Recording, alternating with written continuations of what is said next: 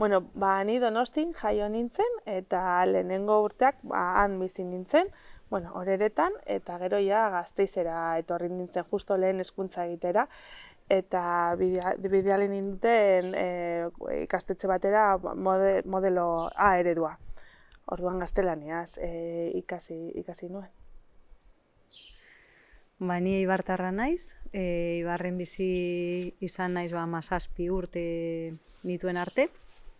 Nire etxeko ama hizkuntza erdera da, eta ikasi nuen ikastolan 8. mailara arte B eredu horretan, euskara eta erdera elebidun eredu horretan, eta gero ja beste guztia ikasi dut erderaz. Eta hortik aparte ez dut euskarazko klaserik jaso.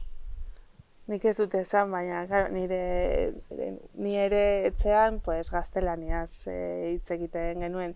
Nire ama hemengoa zen, baina nire aita Ekuadorrekoa da, eta orduan, beti gaztelaniaz hitz egiten genuen. Ni saiatzen ari naiz egiten, eta batez ere nire umeekin, noiz egin nuen aldaketa hori, batez ere, ni lehenago ikasi nuen euskara, baina ama naizenetik, han aukeratu nuen euskarari presentzia ematea nire bizitzan.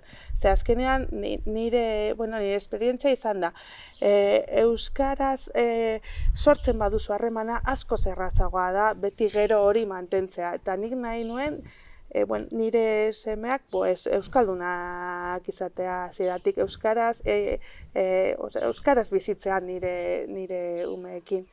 Eta horregatik.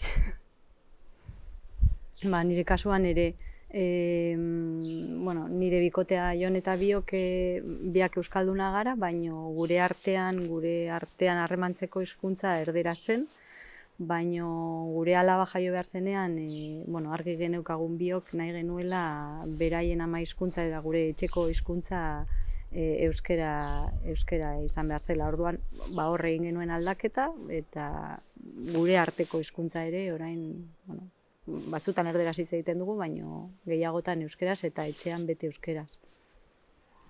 Ni lasaitasuna egia zen, pentsatu nahi, behitu hori da nire gertatzen zaidan, horregatik, oraindik, nire bizitzako arlo batzuetan asko kostatzen zaite euskeraz egitea, eta alare, saiatzen naiz, baina pentsatu nahi, guztiz identifikatuta ikusi nuen neure burua, eta asko gustatu zitzaidan, Nik ere, esan behar nuen berdina, justo super identifikatuta sentitu nintzala, hori ez, esaten duenan, garela motelagoak, inseguritate puntu hori daukagula ez, nik euskeraz hitz egiten dudanean, ez naiz bakarrik esaten ari naizenan kontzentratu behar, baizik eta ere, hizkuntzan, baina gero ere gustatu zitzaidan pila bat esaten duena hori de, naiz eta hori horrela izan, erdera erraztasun gehiagorekin hitz egiten dugunok, erderara horrela ainerraz pasatzen baldin bagara,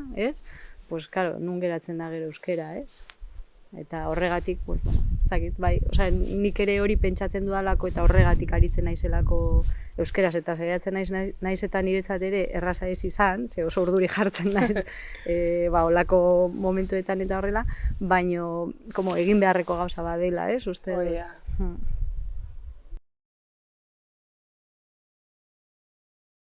Egia esan, nire bizitza nahiko elebiduna da. Ni familian, familiako guztiekin etxean baina beste askorekin erderaz egiten dut, baina lagunekin ero lanean, euskeraz eta erderaz aritzen naiz. Orduan, nahiko naturaltasunez hitz egiten dut euskeraz eta erderaz, baina ere, uste dut horren atzetik ere, sare sozialetan, ero web orrialdea hizkuntzatan eukitzearen atzetik ere dagoela erabaki bat, de euskerari presentzia, ero bizibilidade hori ematea, eta arlo profesionalera ere eramatea.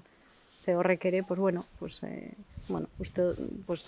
erabaki bat da, eta ere uste dut horrek ekarri didala, nik esango nuke igual gaur egun ehuneko 50%, nire lanaren ehuneko 50% egiten duela euskeraz. Eta horrek ere uste dut bezero batzuekin ere beste konexio puntua sortzen duela, eta,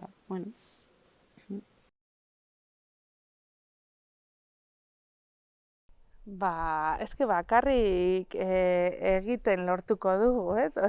Praktikatu behar da eta nik uste dut bilatu behar direla esparru errazagoak hori egiteko eta esan behar dugu eskola izan behar dela horrelako esparrua. Sentitu seguru gurekin.